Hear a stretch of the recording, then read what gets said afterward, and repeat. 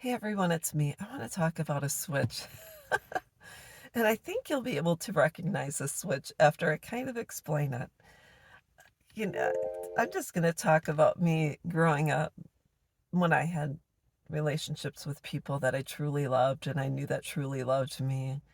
Human nature says sometimes we're just not going to all get along all the time. So, even when it comes to friends or family, well, sometimes when you have a falling out with someone you love, you take a break, there's silence for a little while, and then eventually you come back together, have a meeting of the minds, and talk again.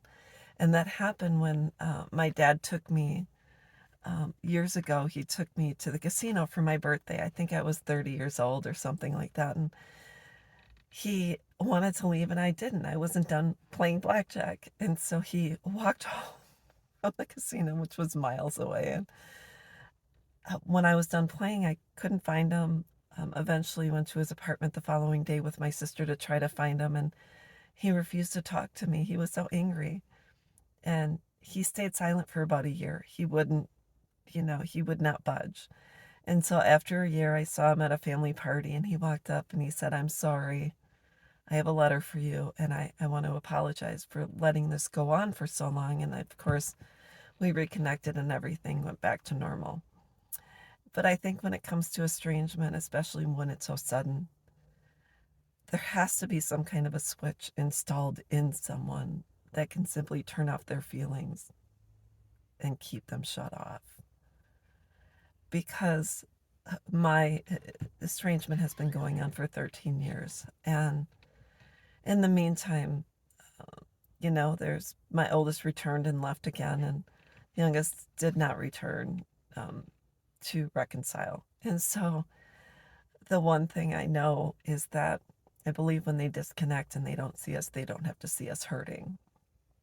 But when my grandma passed away at the age of 100 3 years ago, my youngest daughter showed up and sat right across my grandma's lap from me and refused to look at me, talk to me, um, or acknowledge me, or even respond when I spoke to her.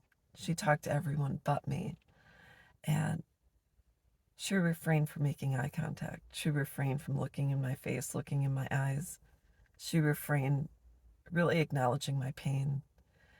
And then at the funeral, um, she was telling people I don't have to talk to her, I don't have to give her a hug. And so there must be some kind of a magic switch installed in someone's heart where they can just so absolutely cut someone off and keep that switch shut on the off position and not turn it back on even for a nanosecond. And I just want to say it's not for us to understand. I don't understand it.